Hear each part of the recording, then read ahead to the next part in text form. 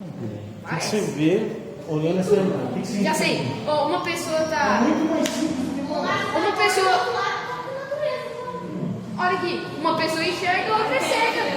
Uma Não, pessoa mas enxerga. isso aí é uma boa observação. Uma pessoa enxerga, a outra é cega. Isso aqui é Um olho enxerga, a outra tá cego. natureza humana. Ou também conhecido. Natureza humana. Nossa! Vamos estudar sobre a natureza humana. Eu não vou me apressar. Ou seja, eu não quero passar por cima de mim depois que Eu não tive ainda aula de bastante natureza coisa. humana porque eu faltei em quase semana passada inteira. Então eu não vou passar por cima das coisas. Se precisar, semana que vem a gente continua falando sobre isso. Ou a gente vai até um pouquinho mais tarde, quando é que a galera vai ficar fazendo barulho aqui, mas a gente vai no barulho mesmo. Vamos lá. Natureza humana, a gente falou na última aula sobre pecado. Na verdade, a criação do homem, etc. E pecou, enfim. Falamos sobre antropologia, aliás. Ainda não sobre o pecado, mas antropologia, que é o estudo do humano, do homem. Nós respondemos a pergunta extremamente importante: por que Deus criou o homem? Para o quê? Para a glória dele. Conversamos sobre o que significa a imagem e semelhança de Deus e como isso é relevante para o ser humano. Aí aqui surge a discussão da pena de morte. Também vimos rapidamente os textos que narram a criação do homem e da mulher. E agora a gente vai estudar a natureza humana. Então nessa aula a gente vai entender como era o homem antes e depois Da queda do dele pecar. Da queda, por assim dizer. Então a Bíblia apresenta para a gente alguns detalhes de como era Adão, né? Como era e como é também a consequência do pecado. E, resumidamente, então, na aula passada nós observamos a origem do homem, que é a criação e a sua constituição, sendo ele corpo, espírito, ou alma, ou espírito, não sendo a mesma coisa, e a finalidade do homem. Então, o homem foi criado por Deus, constituído por Deus em 2 ou 3 partes, dependendo de quem vai definir, e a finalidade dele que é glorificar a Deus, que é para a própria glória de Deus. E agora a gente vai observar algo que trata da parte interna do homem. Nós falamos da parte externa, que é a sua criação, enfim, mas agora a gente vai falar de algo que afeta o interior do homem.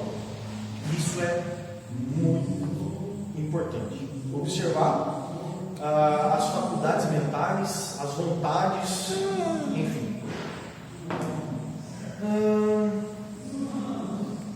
Nós temos 2 categorias de coisas que a gente pode salientar aqui no homem. E essa aula aqui, ela é a aula que o João deu na semana passada, só que estou dando ela de novo porque eles tiveram uma reunião lá, então eu faço sobre a mesma coisa que eu falei semana passada lá em cima. A gente está uma aula atrasada. Basicamente a gente vai dividir isso, o homem, em 2 aspectos importantíssimos, que é a vontade e a consciência do homem. O que Jesus basicamente é uma coisa humana? Enfim, o estado original do homem antes do pecado. Uma das coisas mais importantes que você tem que ter em mente, logo de cara, é que Adão e Eva são personagens históricos. O que eu quero dizer com isso? Eu quero dizer que isso não é uma ficção, não é uma ilustração, ou uma história que Moisés escreveu para tipo assim, foi tipo desse jeito e utilizou 2 personagens fictícios para narrar. Não. Adão e Eva existiram, são personagens reais. Tá? Então nós devemos tratar a criação do homem como um fato histórico real. Quando isso aconteceu? Não sei a data, a hora, não sei. Mas isso aconteceu de fato. Eles pecaram de fato, foram expulsos do jardim do Éden de fato. Isso aconteceu realmente.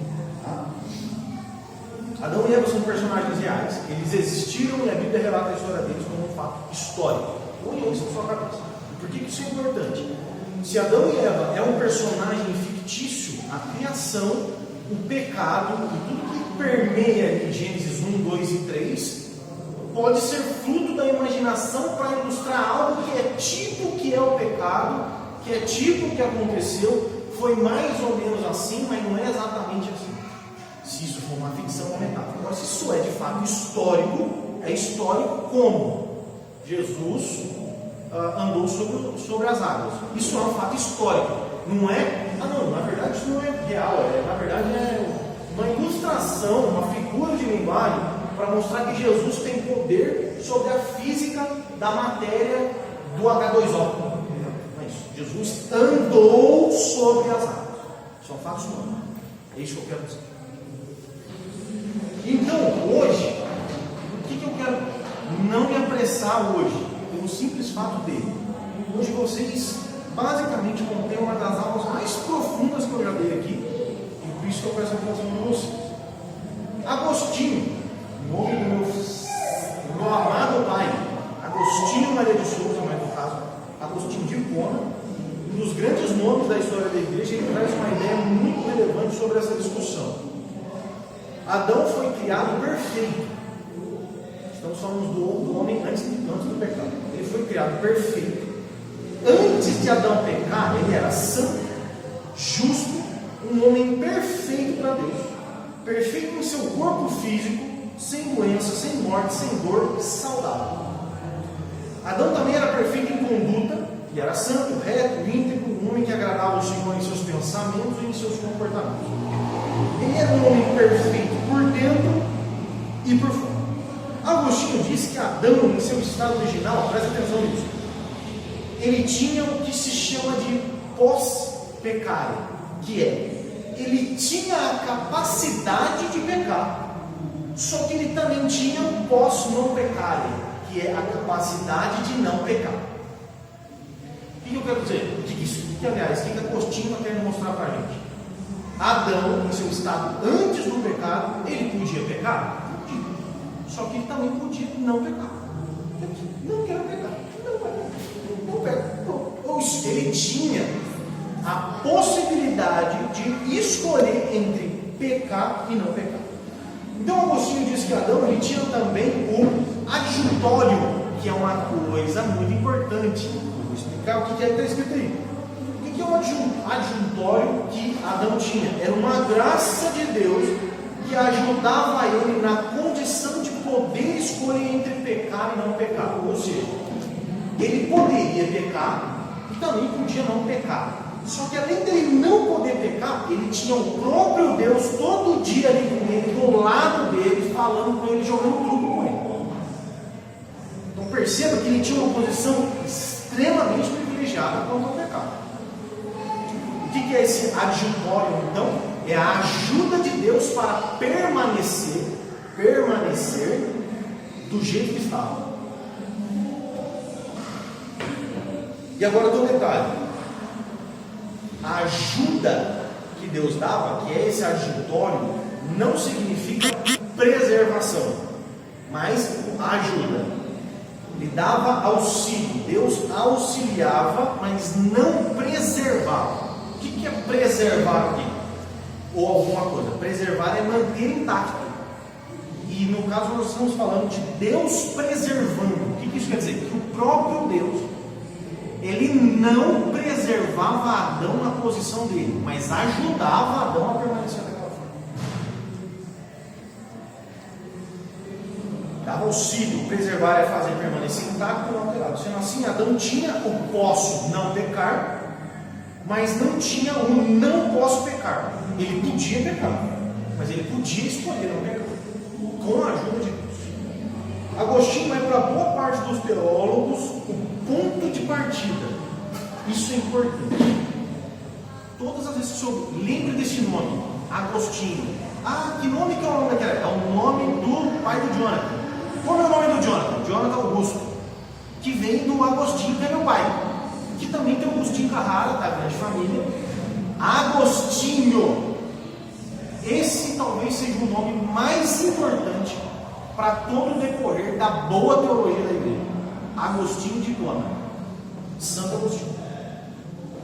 Ele é provavelmente o maior influenciador que se trata do pecado de um modo geral. Agostinho foi preservado por grandes nomes da história da igreja, como Lutero e Calvino. Toda a teologia de Martinho Lutero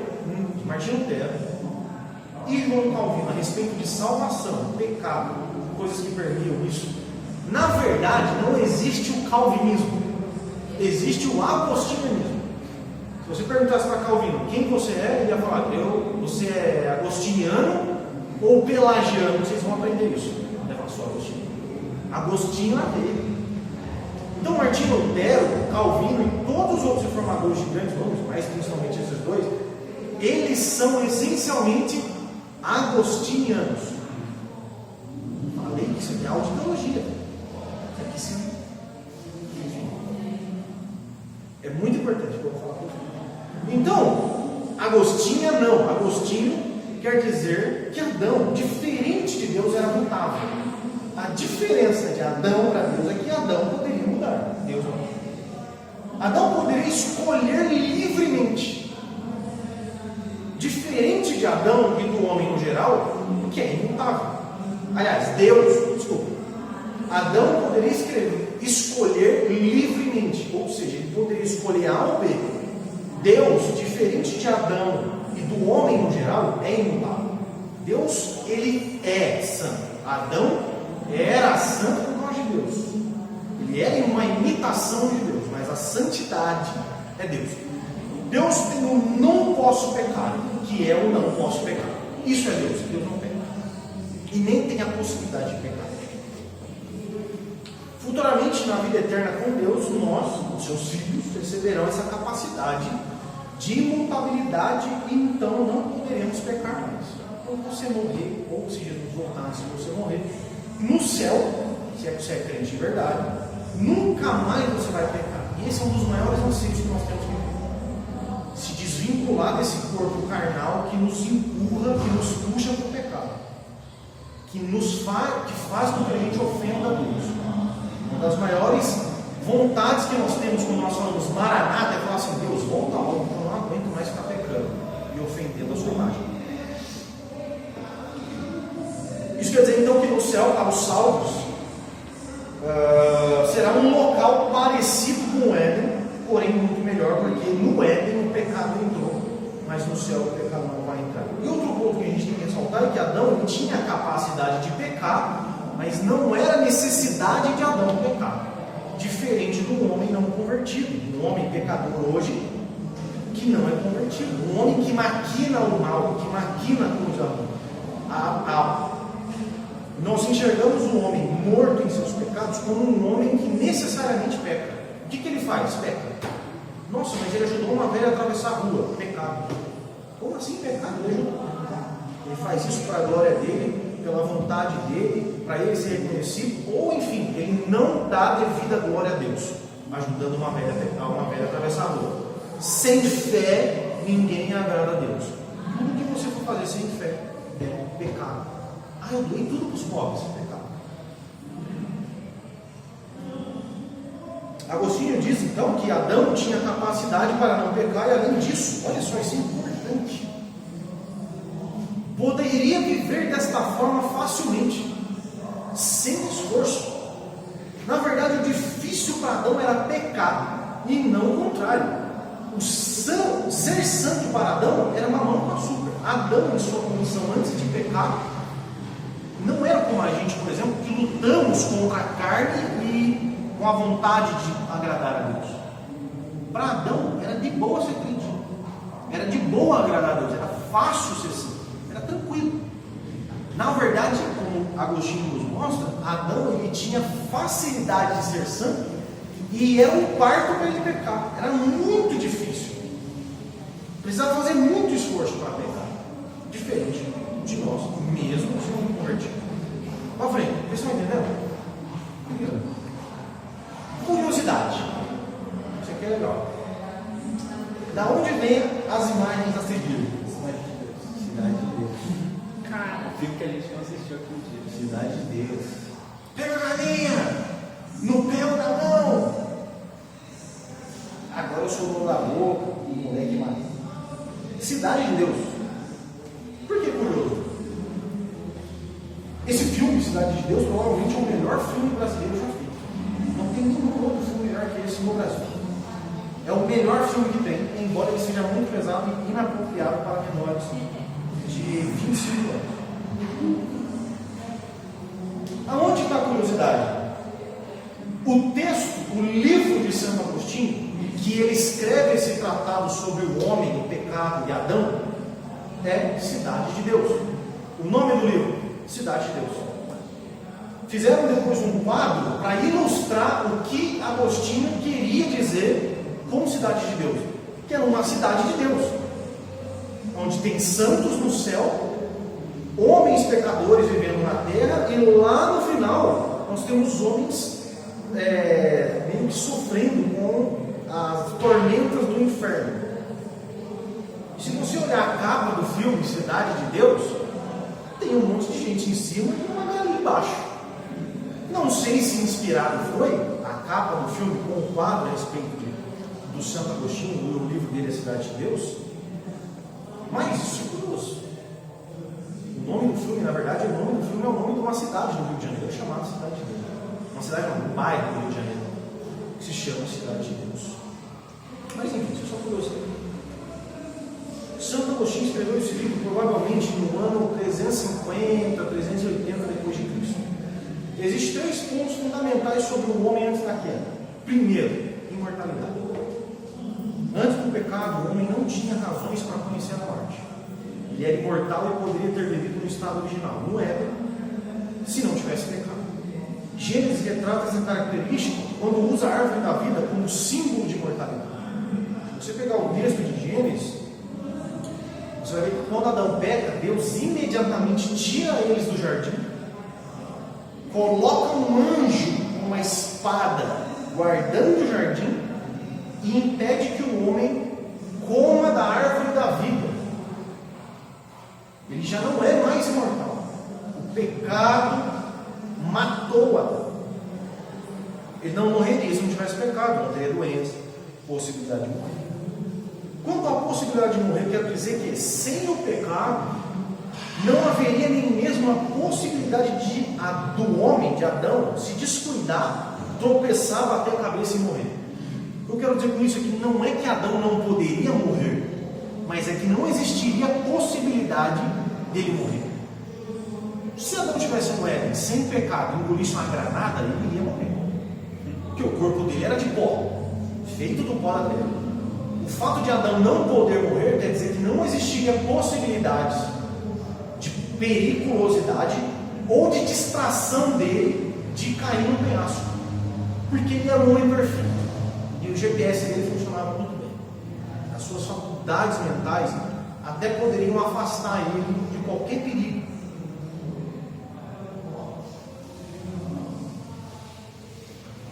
É estranho pensar que a idade não fazia diferença para isso, né? A gente vê uma pessoa idosa hoje, Exatamente. ou um conhecido meu falou que a mãe está com 50 anos, está com Alzheimer. Aí, tipo, ela entra no banheiro e sai, acho que tomou banho. É estranho de pensar isso naquela condição. As pessoas viviam tantos anos e não tinha essa questão, se sentia vigoroso. Sim. É estranho, mas O corpo de Adão, ele tinha a possibilidade de sentir dor, embora não sentisse. Era possível ficar doente, mas não ficava. E é diferente do corpo que teremos na glória, quando vamos para o céu. O corpo que vai para o céu, ele é incorruptível. Isso quer dizer, não há dor, não há doença, não há morte e nem a possibilidade disso. Diferente de Adão. será que tipo, quem é velho vai ficar velho? No É céu, um corpo glorificado assim, né? Então, tipo, eu não será sei, que eu acho ser que criança vai ser sempre criança, será que não? eu acho que, não sei, cara. Eu tenho pra mim que talvez a gente vai ter a melhor versão de nós mesmos no céu. E na época que você estava mais bonito, aí tem gente feia, né? Na época de mais bonito estava feio. Vai estar feio. Mas enfim, vamos para frente, tem bastante coisa. O outro ponto fundamental, a inocência. O homem antes do pecado não tinha conhecimento do mal. Adão não conhecia o mal em seu conceito e nem em prática. O que isso quer dizer? Se você falasse para Adão assim, Adão, você está ligado que é prostituição? Nunca ouvi falar. Nem sei disso. E nem pratiquei isso, não faço ideia. Isso é a inocência de Adão. Não conhecer o mal. O que também já é uma facilidade. Você percebe que as características de Adão antes do pecado, cada vez mais vai trazendo um senso para a gente que, tipo assim, mano, como é que você pecou, velho? Como é que você conseguiu, velho? Ele era perfeito em santidade, livre do pecado, longe de transgredir a lei de Deus.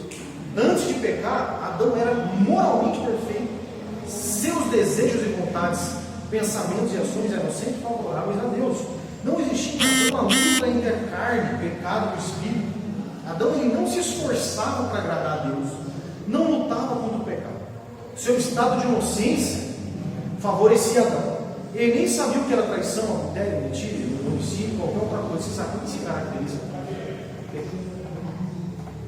Outro ponto fundamental é a santidade, que é diferente da inocência. A inocência é o desconhecimento do mal. A santidade é o conhecimento do bem e a prática do bem. Isso era Adão.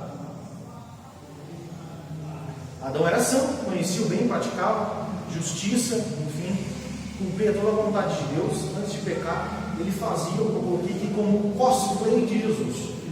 Adão era um cosplay de Jesus, guardadas as devidas comparações. Quando ele peca, então, agora nós vamos passar para o estado atual do homem depois do pecado. Adão ele perde todas as suas perfeitas qualidades, tanto físicas quanto espirituais. O pecado de Adão não afeta apenas Adão, mas toda a humanidade. Nós herdamos esse pecado de Adão. Tudo que eu estou falando aqui pode soar injusto. Pô, sacanagem, Adão. Você estava lá de boa, nem precisava pecar, não é necessário. E você peca e quebrou nossas pernas. Agora a gente morre, tem doença, pega Covid, um monte de gente morre. Tudo porque você pecou. A gente precisa entender Adão não somente como um homem qualquer, mas como um representante da humanidade. O que isso quer dizer? Quer dizer que o nome dele era Adão. Só que se o nome dele fosse João, o mesmo teria acontecido. É isso que significa representatividade. Ele não era simplesmente um homem avulso no mundo, excluído de todo mundo. Na verdade, ele é o primogênito de toda a humanidade. Ele é o pai de todo mundo. E ele representa todo mundo. Isso quer dizer que, se fosse o Jonathan e a Carolina Moeb, aconteceria a mesma coisa. Ainda que estivéssemos com o corpo perfeito como era de Adão. Então, nesse ponto aqui, existe uma discussão muito pertinente entre o tal do Agostinho e Pelágio, um outro nome da história da Igreja. Então, agora, como eu falei, a gente vai passar a falar sobre o homem depois de pecado. Agostinho, olha só, presta atenção. Agostinho defende que o pecado de Adão afetou toda a humanidade, como eu falei. Pelágio, diferente de Agostinho, fala que o pecado de Adão afetou apenas Adão. Para deixar mais claro, vou mostrar para você como é que funciona. A depravação total. O que Agostinho afirma? O homem está em estado de completa morte espiritual. Estando ele morto, é incapaz de dar qualquer resposta positiva para Deus. Ele é cego, surdo e mudo. Ele não vê Deus depois de pecar, depois que ele pecou. Ele não escuta Deus e muito menos responde e fala com Deus e sobre Deus. Ele não responde a Deus. Ele é cego, surdo, mudo e morto. Morto fala, morto anda, morto ouve, morto tem vontade, morto é morto. Isso é, depois que eu trouxe essa imagem, uma caveira morta, e ainda mais uma caveira acorrentada. Isso é o homem depois do pecado, o homem morto. Aqui é onde fica a parte aonde você vai encontrar a maioria, ou quase todos, da parte de tradição histórica, como os batistas e presbiterianos, da onde eu me incluo também. No meinho aqui, na meiota, a gente vai agora para o semi-pelagianismo, que vai tratar um pouquinho de Arminio e fala sobre o livre-arbítrio. Quer dizer o quê? O homem está semi-morto. Ou ele é um zumbi, ou ele está doente. Perceba que as coisas vão piorando. Aqui é a minha esquerda, né? A esquerda é a minha esquerda. Da esquerda para a direita, as coisas vão piorando. O homem está semi-morto. pecado afetou o homem, mas não completamente a ponto de matar por completo. Ele ainda consegue ver, ouvir, falar, mas com dificuldade. Ele ainda é um pouco justo. Ele ainda é um poucozinho. Ele é um pouco santo, é capaz de, com alguma força, e também com o auxílio de Deus, produzir coisas boas e ter fé em Deus. Resumidamente, o homem, mesmo com o pecado, ele é livre para escolher ou não o Senhor. Aqui está boa parte dos cristãos, principalmente os de tradição pentecostal, e a igreja do Evangelho Quadrangular vai estar principalmente aqui.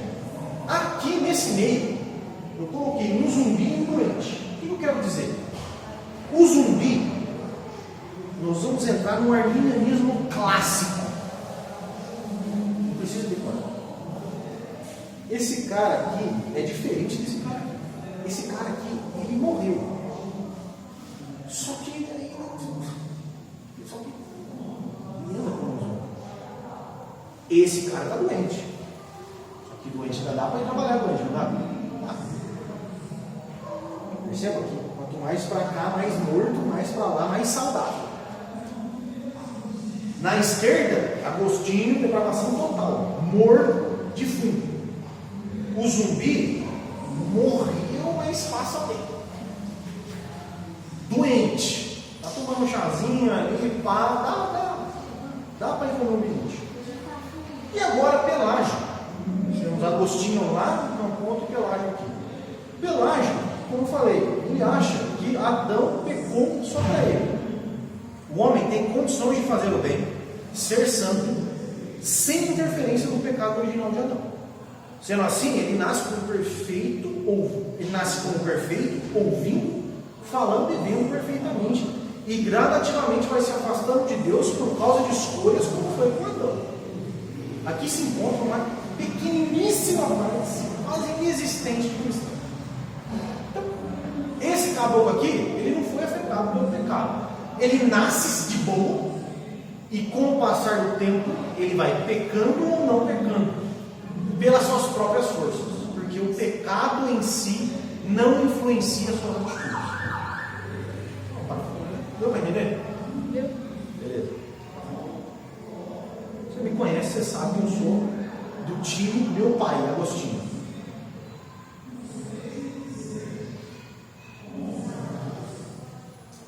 A igreja do Evangelho Quadrangular, ela é semi-pelagiana. Eu quero dizer que ela está provavelmente no homem doente, e não no homem morto e nem no homem zumbi. E tem diferença. Só que independente do que eu acredito ou que a igreja acredita, eu quero que você perceba que existe uma diferença absurda. E aqui que está o ponto principal. O ponto principal é explicar isso para você. Mas o ponto principal que eu quero tratar aqui é que é muito relevante quando se é calvinista ou semi-pelagiano. Isso vai fazer uma diferença grotesca e absurda no evangelismo. E eu vou dar uma pincelada do porquê. Se o homem, Emerson, é completamente morto em seus pecados, qual é o poder que eu tenho para fazê-lo ressuscitar? Nenhum. Eu, Jonathan, não tenho absolutamente nenhum poder, nenhuma influência para pegar um defunto e tirar ele da tumba. Eu não tenho esse poder. Se eu não tenho esse poder, a única coisa que eu posso fazer é proferir as palavras de Deus. E quem é que ressuscita mortos? O próprio Deus, através das suas palavras. Se eu acredito que o homem está doente ou semi-morto, o homem tem os seus méritos para ajudar o homem a ressuscitar. Eu posso te ajudar. Com as minhas forças eu posso te dar um remédio. Então, a minha percepção da minha pregação, do meu ensino e do meu poder de convencimento, principalmente, é completamente diferente. O que eu quero dizer com isso? De um lado, eu não ajudo em absolutamente nada, a não ser o meu papel de ensinar e pregar. Do outro, eu participo. Participo ativamente, não passivamente. Eu não acho que o Evangelho Quadrangular semi-pelagiana? A igreja do Evangelho Eu não acho, não. Por quê? Em essência, Sim, na sua raiz, sim. por que não? Porque essa não é a visão da quadrangular, assim. Se você olhar a visão da quadrangular, ela não fala sobre isso. Ela não acredita que somente que a gente não foi afetado. Não, tudo bem. Basicamente, isso daí Não, mas é porque é isso que você está falando. foi afetado em parte. Foi afetado em parte. Eu vou discorrer aqui que, basicamente, É porque é muito complicado. é que eu pincelei. Basicamente, a gente vai- passando essa aí. A gente vai entrar no seguinte: qual é o ponto principal e fundamental que eu falei lá no começo? Consciência e vontade. Se o homem é morto em pecado, qual é a vontade que ele tem? Se o homem não é morto, a vontade dele pode em algum momento ser boa. Ele pode ter boa vontade. Ele não foi completamente afetado a ponto de Deus, do pecado, destruir até a sua vontade. Ele até foi afetado, ele tem vontades ruins e pecaminosas, mas não a ponto de ser completamente afetado. E isso muda.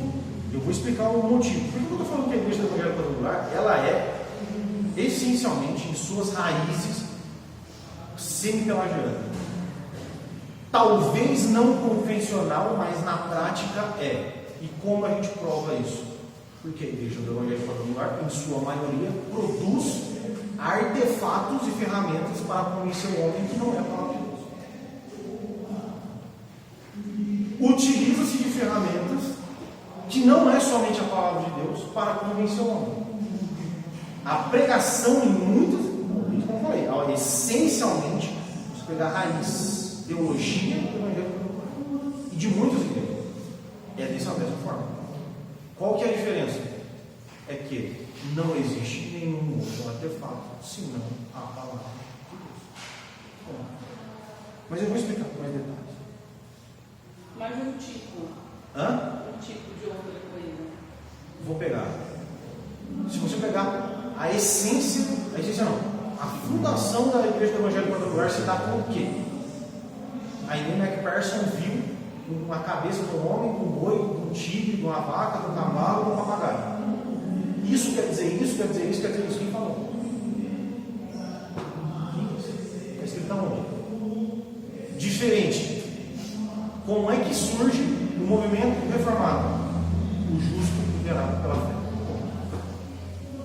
Outros detalhes. A Elaine McPherson era uma excelente teatrista. Ela era uma excelente comunicadora no sentido artístico de ser. Dança, teatro, explosão, te acabou com a dança do verão. Quando você fala assim, você diminui a história. Não. A história de uma mulher, tipo assim. Não. Você está diminuindo, porque você está falando. É porque pelo que você está falando, foi tudo uma farsa. Não. Peraí, Não, é que você não está sabendo passar a sua mensagem. É estranho você falar isso, porque assim. Se você. Se você. Deixa eu explicar. Você falando assim, eu acho que você ofende a fé das pessoas. Não. Ofende? A sua fé está na visão da Aimee ou em Cristo? Não, a minha fé está em Cristo. Mas assim, mas é que o jeito que você fala, você diminui a importância, a relevância de uma mulher tão importante. Importante em que sentido? Pro Evangelho. Ou você acha que ela não foi O Evangelho? Você não acha que ela A foi visão de uma mulher veio à cabeça das de um cara. pessoas que foram curadas, que foram alcançadas pelo Evangelho. Isso não é a visão dela, Anderson. É isso que eu estou te falando. O fato é que o que eu quero trazer como exemplo do porquê que a percepção de um homem ser semi-morto ou morto é que eu posso inventar coisas para colaborar de alguma forma. Do outro lado, eu não invento e não faço absolutamente nada. O que eu estou querendo falar da Aimee, especificamente da Aimee? Ela foi uma enormíssima mulher de Deus. E muitas pessoas foram abençoadas e salvas através dela. Eu não tenho dúvida disso.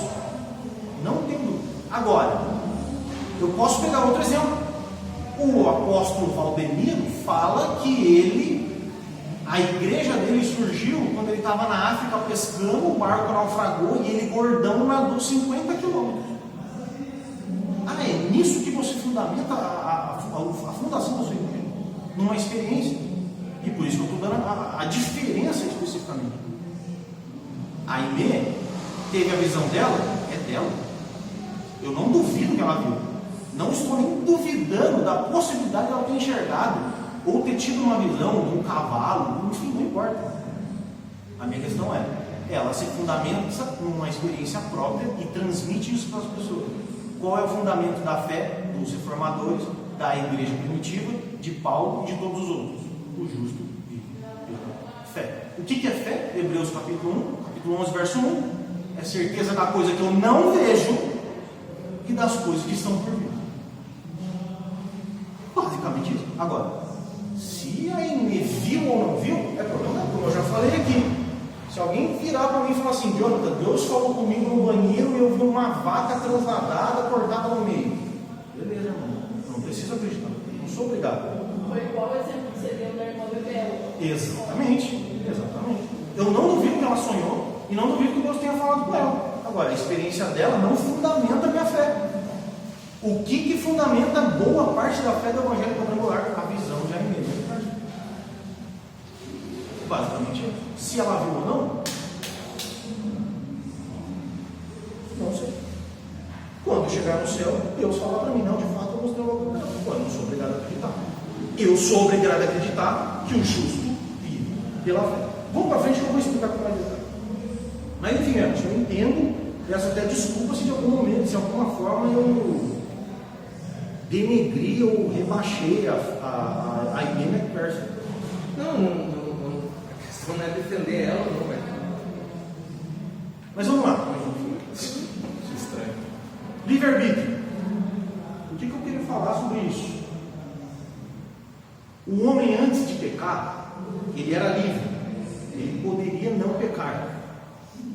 Depois que ele peca, ele agora está numa outra situação.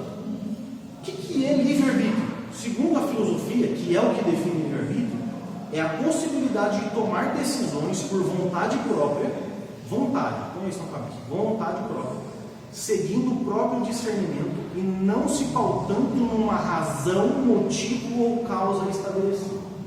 Isso é livre-arbítrio. Vamos entender alguns detalhes. Livre-arbítrio é, resumidamente, a possibilidade do homem escolher qualquer coisa sem influência nenhuma. Gente, por que eu fiz isso para vocês? Porque ele é pertinente. Simples assim. Se vocês querem aprender, ou melhor, está programado falar sobre natureza humana. Na apostila, eu falo sobre isso. Possibilidade do homem escolher sem influência. Pergunta: o que é livre-arbítrio? Livre-arbítrio, voltando um pouquinho, quem defende livre-arbítrio é Armínio e o semi-pelagianismo, que é a galera lá do meio. O pastor Gilson fez meu casamento. Quando ele me perguntou, é de livre e espontânea vontade que você aceita a Caroline como sua legítima esposa? O que de fato ele estava perguntando para mim, Jonathan Agostinho de Souza? É de livre e espontânea vontade que você aceita a Caroline Barros de Souza como sua legítima esposa? Livre e espontânea vontade. Pastor Gilson estava me perguntando se eu estava me casando por Caroline por minha própria vontade, sem imposição de ninguém. Logicamente que no dia ninguém estava com uma arma lá na minha cabeça me forçando a me casar com Caroline. Então eu respondi que sim. Só que a gente vai com os detalhes mais profundos. Se o computador ajuda. É de livre e espontânea vontade. Vontade livre, vontade espontânea. A palavra espontânea, ela é um sinônimo de livre, só que é um pouquinho diferente. Perguntar se é de livre e espontânea basicamente é a mesma coisa, com a diferença de que espontânea ela traz um sentido de provocação. O que ele estava perguntando? É você que está provocando esse casamento ou tem alguém por trás provocando isso para você? Que armou esse casamento para você? Basicamente, e espontâneo é isso. Eu provoco.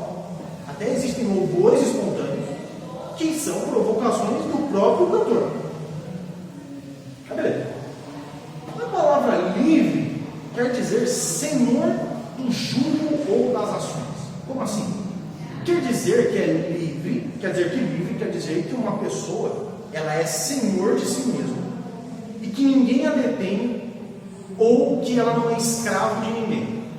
Então o Gilson me perguntou naquele dia se aquela vontade que eu tive de me casar com a Caroline era livre no sentido de eu ser aquele que decidi por mim mesmo. Então olha só, foi você quem provocou esse casamento? Sim. E agora você é livre para escolher, ainda que você tenha mesmo provocado. Você fez isso livremente? Ou você provocou, ainda que tenha sido você provocado o casamento? Você é livre para decidir a respeito dele? Ou alguém vai decidir por você? O que eu respondi? Sim.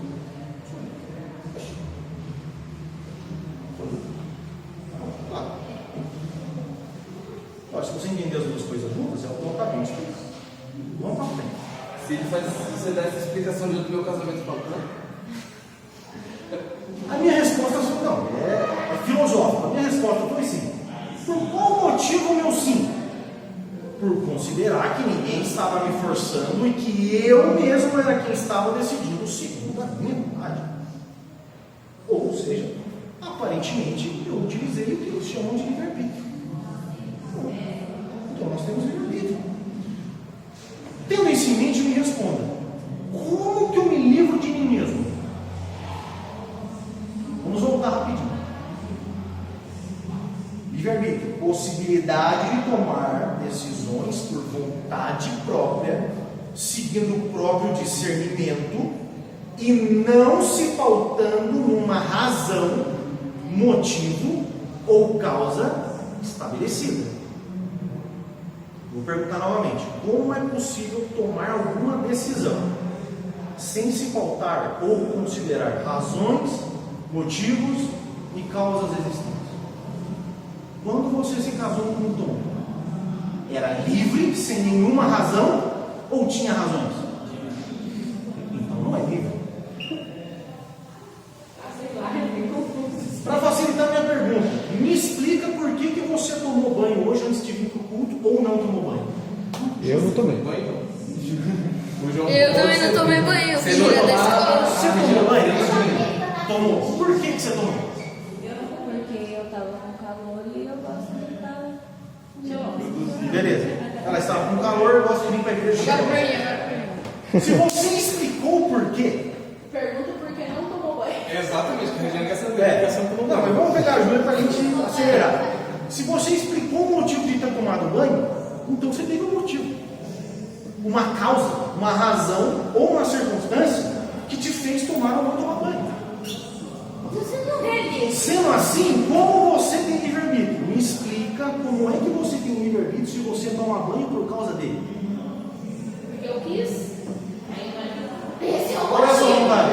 Querer tomar banho. Queria. Eu vou Cara, eu explicar. queria tomar Calma banho. que eu vou explicar a diferença do que é liberdade e do que é Deus. Calma aí. Me explique como é que você tem livre-arbítrio. Se o que acontece em seu exterior influencia as suas ações. Não foi o calor? Te faz suar, te faz ficar com um cheiro desagradável.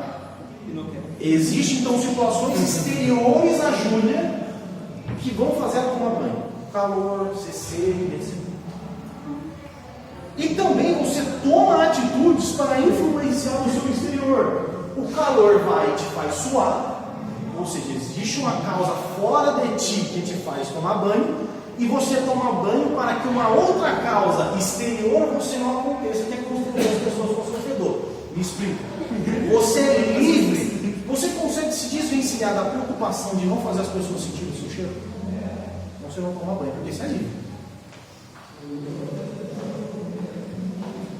Agora deu para entender o que eu quero explicar? Se eu perguntar,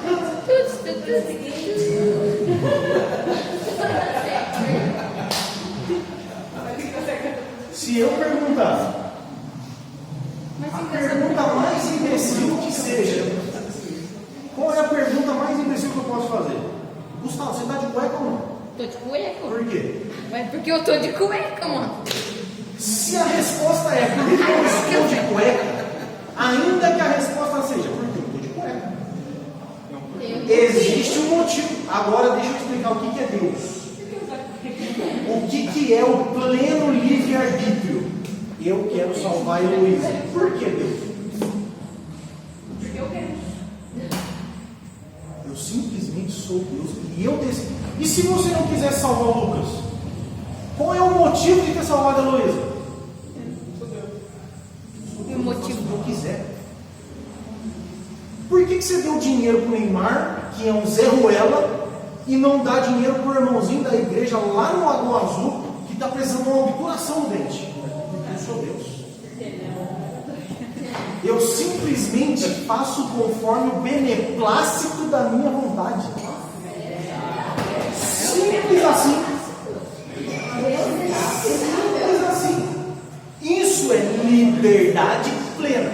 Agora, não dá a impressão que nós temos livre-arbítrio? Eu decidi vir para o culto, enfim. O que nós temos é a sensação desse livre-arbítrio. Mas o que de fato nós temos é uma livre agência. Por isso que nós não somos robô. Você poderia ter falado assim, pô, eu vou para o hoje. Por quê? Porque eu não quero. E eu sou simplesmente não quero. Não quero E e. você estar aqui hoje, não te faz livre? Não. Uma boa pergunta. Por que você vem no culto? Por que você vem no culto? Você acha que você vem no culto por vontade própria ou tem um caboclinho no seu coração que fala assim, vai lá? Você não viu a Você acha que é você que se esforça para ser crente? Ou tem um caboclo dentro de você falando assim? Tipo, Caboclo não, John, eu vou usar outro termo. Caboclo é espírito. Existe um ser divino dentro de você que comove o seu coração, e mesmo naqueles momentos que você não quer ir para a igreja, você fala assim, Vem, eu vou para a igreja. Vocês entenderam? Deu para entender. Resumindo tudo, não tem ninguém livre. É isso? E eu quero trazer um outro detalhe. Vocês podem pesquisar isso no Google. O livre-arbítrio segundo a ciência. A ciência é o que? Perto da Bíblia? Nada. Não vou falar ciência. Cientificamente falando, psicologicamente falando, o homem não consegue se desvencilhar da sua mente. O que é um homem livre de fato? É um homem livre de fato. Não existe. Não existe. Mas eu escolhi um tênis preto. Tem um preto e um bege. Por que eu vim com o preto? Aparentemente só por qualquer motivo que seja. Eu não consegui me livrar do fato de eu ter um tênis preto, que é uma circunstância. Mas é, por exemplo, assim, e a pessoa que não está em Cristo? Bom, ela tem livre-arbítrio? Ela escolheu não estar? Aí, boa pergunta. Os que estão fora de Cristo, eles escolhem segundo as suas vontades. Quais as vontades do pecado? Pecado. É que a gente.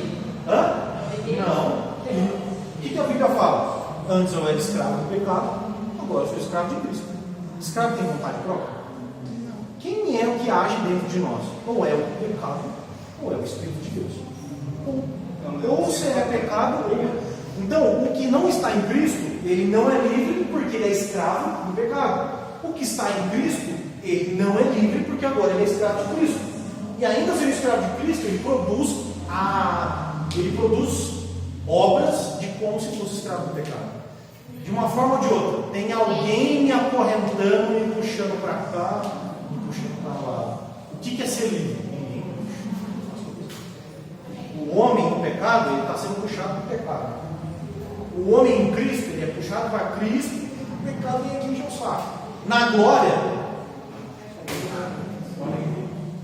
o que eu quero mostrar para vocês? É que isso é uma discussão muito pertinente quando se diz a respeito do pecado na humanidade. E é mais uma vez, aí eu vou entrar no ponto. Cara, não sei se eu vou conseguir passar como eu queria, mas se um homem tem livre-arbítrio, eu preciso considerar, eu vou falar sobre isso no final, se eu sou livre para escolher Deus, ou para escolher o pecado, mas vamos falar de Deus, vamos supor, eu acredito que eu acreditei, eu quis aceitar Jesus. Só que quem é que colocou essa vontade dentro de mim? Foi eu que criei a vontade de crer em Jesus. Essa é a diferença. Agora vamos lá. Se foi eu doente ou semi-morto, de mim a vontade de crer em Cristo, a obra de Cristo não é 100%. Ela pode ser 99,9%. 1% você tem que fazer. Você vai chegar no céu e falar assim: se não fosse aquele 1% vagabundo que eu fiz, hein, eu não estaria salvo. E Jesus fala assim: mas não, eu fiz tudo. Esse é o problema. A gente coloca o homem como um possível coadjuvante, o que é uma discussão que existe há 400 anos. Ou a gente coloca o homem como um mero. Você, filho, só assiste o filme. Você não faz nada. Eu faço tudo. Se o homem é livre para escolher, ele vai chegar no céu e falar assim: se eu não uso da minha liberdade em Jesus, você estava no papo, aqui eu ia cair. Você entendeu? Bom, vamos lá. Gente, desculpa, mas não tem como eu falar sobre isso e não puxar a sardinha para o meu lado. Se tivesse uma outra pessoa aqui com uma outra linha de raciocínio, provavelmente ia explicar outras coisas para vocês. Ia explicar do lado de lá. Ponto. Por isso que até no final eu coloquei aqui. Depois vocês vão no Google, vão pesquisar sobre isso. Só que isso daqui, independente do lado que você vai, para lá ou para cá, isso, lembra que eu falei na semana passada? A sua visão de Deus e a sua visão do mundo muda completamente a forma como você se comporta. E por que eu estou falando isso para vocês? Se você considera que o homem é pecador e morto, você vai chegar nele e falar assim: Jesus Cristo morreu pela humanidade, ele pode te salvar. Beleza? Claro que você vai insistir, você vai pregar várias vezes, porque isso a gente faz. Agora, eu não tenho poder nenhum para salvar alguém. E a pessoa também não tem poder nenhum. O que a gente faz? Prega e crê que aquele que ressuscita mortos, ressuscite mortos. Se ele é livre, nós cremos que ele pode ajudar a ressuscitar mortos. Mas o morto também tem que ser um morto muito louco. Eu fico zoando aqui aí. Ó, e essa discussão ela perdura 500 anos. Acabou nisso. Se desligar o lado dele aqui, ó. Vai jogar a pastora de novo.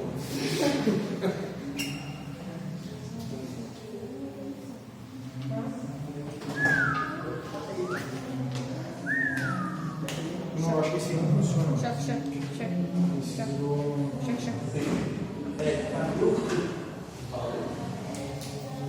Quem pegou a primeira? Não sei se agora eu queria mostrar uma imagem. Eu até poderia continuar sem o notebook.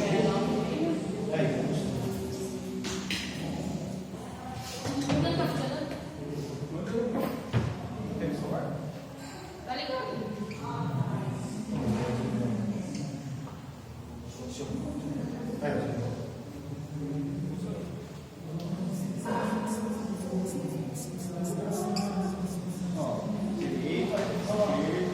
Se importa mesmo, de verdade.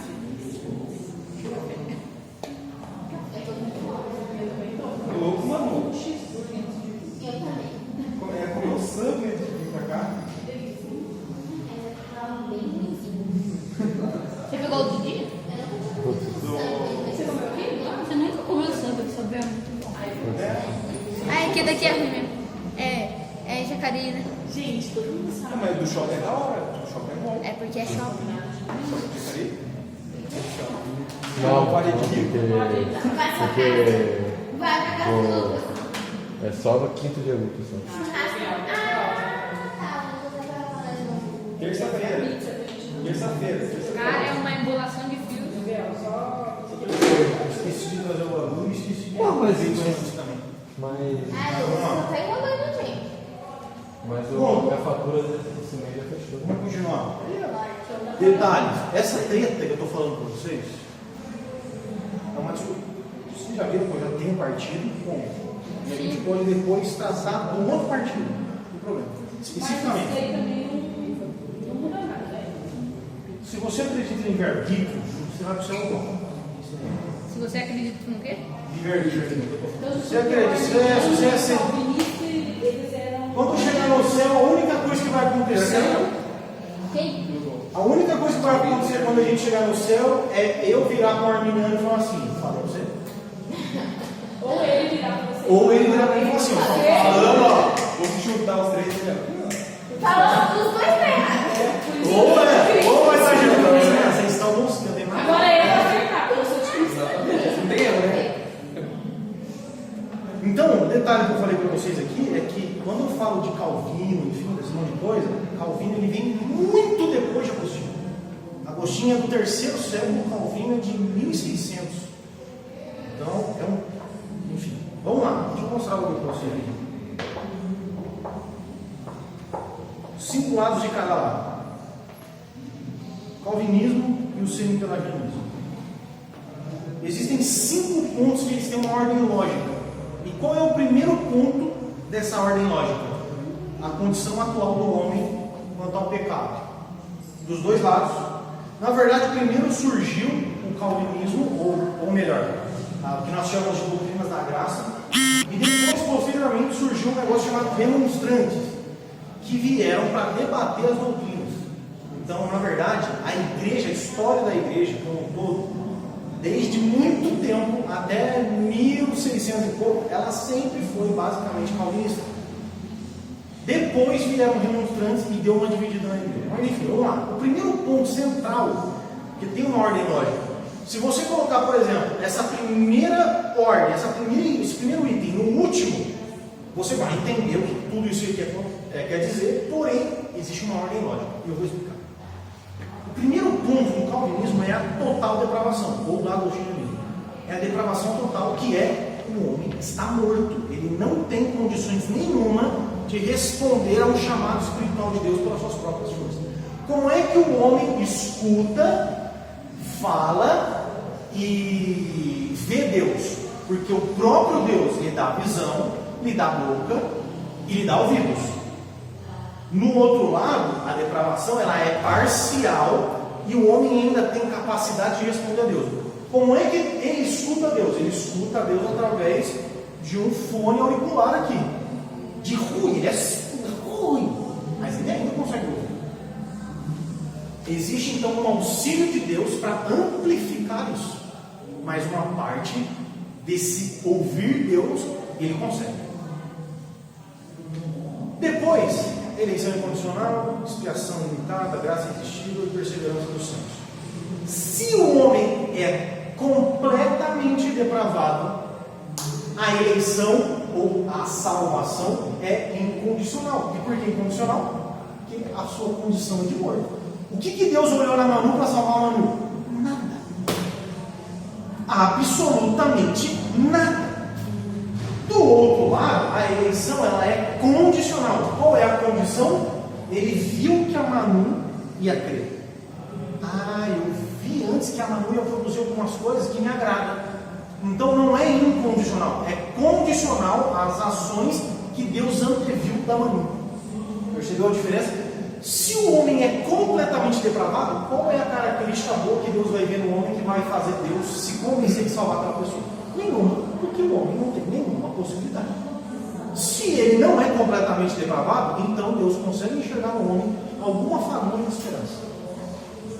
Entendeu? Eu acho que sabe o que eu vejo nessa discussão? Eu não vejo muita edificação nisso. Eu acho que no decorrer de todos esses anos, esses séculos, dessa comprovação de quem está certo e quem está errado, porque assim, como você disse, vai ter arminiano salvo. Sim, vai ter calvinista salvo. Eu acho que essa tendência de saber quem é o mais correto e o outro, eu acho que é perda de tempo. É que nem ele falou, eu acho que o negócio é ser de Cristo, não. Porque lá no céu não vai ser calvinista nem nada. Eu acho que a gente acaba perdendo muito tempo tentando defender o lado que é mais correto e o lado menos correto, esse ponto aqui. Porque eu acho que o mais importante é a pregação do Evangelho. Eu fico com a pregação do Evangelho. Isso aqui não tem a ver com a pregação do Evangelho. Eu acho que é muito mais edificante Colossenses 1:9 e a oração de Paulo. Eu não estou falando, é o seu ponto eu estou dizendo assim, não estou dizendo nem de você, eu estou dizendo no geral. No geral. A discussão em si. A discussão em si, eu acho que A discussão ela tem 400 anos. Não, então por isso não. Eu acho que é uma discussão que. Ela vai durar até Cristo voltar. Não, com certeza. Ela vai durar até Cristo voltar, nós vamos brigar por causa disso. E tipo assim, você nem é extremista, mas existem extremistas. Não, para isso. claro que tem. Estou dizendo é isso, nesse extremismo. Não chega a ser extremista porque a gente do lado de cá não tem talvez uma teologia para discutir o arminianismo, mas se você está dando uma aula bíblica onde tem arminianos do lado de cá, vira extremismo. Aí isso que eu falo que eu acho que. Emerson, eu acabei de falar que a eleição é incondicional. Não, eu sei. Isso não é pregação do Evangelho? Não, eu só estou dizendo para você que. Ou ainda que eu tivesse falado que a eleição é condicional. Eu acho que assim, cara, a ideia é trazer informação, conhecimento, independente de um ou de outro. Obviamente, eu vou puxar sardinha e brasa para isso aí. Estou falando. Ponto. Agora, se isso daqui não é pertinente no trato que eu tenho com o meu próximo e na pregação do Evangelho, aí eu vou falar, eu concordo com você que a gente vai perder tempo. Agora, todas as vezes que eu prego, todas as vezes que eu trato o meu próximo, principalmente os de fora da igreja, eu trato eles sabendo que eles estão mortos e que eu tenho a obrigação de pregar o Evangelho, porque através do Evangelho aquela pessoa vai ressuscitar ou não. E que aquela pessoa não tem nenhum mérito de ser salva. Ela não tem nenhuma qualidade que vai agradar a Deus. Eu acho o seguinte: a discussão ela é válida, ela é importante, ela não faz divisão. Só faz divisão. Não é só divisão, é uma divisão muito pertinente, muito importante, porque é uma discussão que trata a pregação e o evangelismo. Agora, arminianos são efetivos quando pregam o evangelho? Claro. Quem foi no culto de ação de graças? Aquele pastor arminiano. Ele arrebenta. Eu falei para ele, dá gosto de te ver pregar. Mano. Aí ele falou, sou arminiano. Sou ele. Eu falei, cara, eu quero que você vá na minha igreja pregar. Eu queria te ouvir pregar 1 hora. Nesse sentido, é impertinente. Quem vai para o céu? Os dois. Em diversas outras brigas que temos, seja quanto a isso ou qualquer outra coisa, um monte de gente vai para o céu discordando de mim. Beleza, legal. Agora, não é pertinente falar sobre dom de línguas, porque é uma discussão milenar e que quem vai para o céu também fala em línguas e quem não fala em línguas também vai para o céu. Não, se a gente está aqui na escola bíblica e é proposta a discussão sobre a natureza humana, a gente está falando de natureza humana. Eu estou defendendo a natureza do humano é completamente destruída e desgraçada pelo pecado. Mas eu entendo, eu acho ok. Gente, vamos parar por aqui e na próxima aula eu vou terminando isso daqui. E o assunto